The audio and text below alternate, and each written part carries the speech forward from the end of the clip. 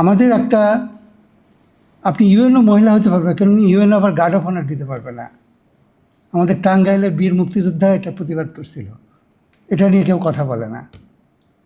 কেন নারী guard of honour দিতে পারবে না? তারা এই দেশে অস্ত্র নিয়ে যুদ্ধ করেছে, সে গার্ড অফ অনার, নারীর গার্ড অফ অনার হলে চলে আসে। একবার আমরা প্লেনে যাচ্ছি ঢাকা থেকে চিটাগাং, খুবই বিজ্ঞ লোকজন ছিলেন সেখানে, নাম বললে সবাই চিহ্ন, দু একজন পরে মন্ত্রী উপদেষ্টা হয়েছেন। যেই দেখছে নারী প্লেন চালায়, তোরা বলে আমরা যাব না, আল্লাহর কসম। এটা কি?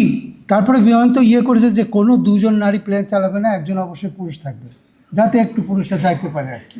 তো এই পিতৃতান্ত্রিকতার গোষ্ঠী কোথা থেকে মারবেন আপনি? এই যে একটা বললেন না যে আপনারা আল্ট্রাসাউন্ড রেজাল্ট দেওয়া বন্ধ করে দিচ্ছেন, একজন হিন্দু নারী আল্ট্রাসাউন্ড রেজাল্টের উপর কতটা নির্ভরশীল দেখেন। তার বাবার সম্পত্তি সে পাবে না যদি না তার একটা পুত্র সন্তান থাকে। আইন তো ওখানে চেঞ্জ করতে হবে। শুভ ভাই তার সম্পত্তি তার মেয়েকে দিতে পারবেন উনি যদি আগেই মরে যান, কারণ আমরা তো সবাই মনে করি আমি কিয়ামত পর্যন্ত বাঁচবো, তার আগে তো সম্পত্তি বন্টন করি না। শুভ ভাইয়ের সম্পত্তি তার ভাইয়ের ছেলে মেয়েরা পাবে, ওনার মেয়ে একা পাবে না। এইগুলো জায়গায় যদি চেন, শুভ ভাই তো 3টা মেয়ের পরে আবার ছেলেই চাবে, যতক্ষণ না ছেলে হয় উনি কন্টিনিউ করবে। তো আমাদের এই আইনের জায়গাগুলোতে একটু ভাবতে হবে। আমাদের হিন্দু যেহেতু দেখেন, আমাদের দেশে যদি দুর্যোগে কেউ মারা যায়, তার লাশ না পাওয়া গেলে সে কিন্তু কোনো কম্পেনসেশন পায় না। একটা হিন্দু নারীর অবস্থা কি? তাকে ওই যে বালাটার নাম কি, শাঁখা ভাঙতে দেয় না। শাঁখা না ভাঙলে সে বিধবা হবে না। বিদ্যাসাগর যদিও বিবাহ করে গেছে, কিন্তু সে শাঁখা ভাঙতে পারছে না। আবার সব গভর্নমেন্টের কাছ থেকে সে পাবে না, কম্পেনসেশন পাবে না, কারণ তার লাশ পাওয়া যায় নাই। তার অবস্থাটা কি কেউ কোনোদিন চিন্তা করেছেন আপনারা? ওই নারী কিভাবে বেঁচে থাকবে?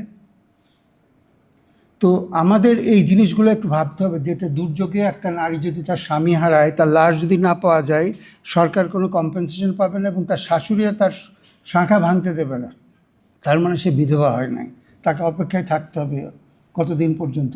সে সম্পত্তিও পাচ্ছে না, কম্পেনসেশনও পাচ্ছে না। এগুলো নিয়ে কোনো জায়গায় কোনোদিন আলোচনা শুনেছেন? কেউ এগুলো নিয়ে আলোচনা করে না। কিন্তু এই আলোচনাগুলো আমাদের খুবই জরুরি, এবং এগুলো আমাদের যত দ্রুত এগুলোর একটা ব্যবস্থার মধ্যে আমাদের যেতে হবে। আমাদের হলের আপারা বলছেন যে তাদের ভয় হচ্ছে যে সরে আসছে অনেকে, পাশে লোকে কিছু বলে এটার জন্য। আমাদের বরিশালের বাকেরগঞ্জের কবি কামিনী রায় অনেক আগে একটা কবিতা লিখে গেছে, পাশে লোকে কিছু বলে, এবং এটা অনেক সাহসী ছিল কবিতাটা। আমাদেরকে ভাবতে হবে যে এই যেটা শুভভাই বলছেন, যে আমাদের আন্দোলনটা আমাদেরই, এটা আমাদেরকেই এগিয়ে নিয়ে যেতে হবে। কেউ আমাদের জন্য কুসুমাস্তীর্ণ কোনো জায়গা তৈরি করে দিবে না, এবং আমাদের সকলকে নিয়ে আগাতে হবে। অনেক ধন্যবাদ, থ্যাংক ইউ।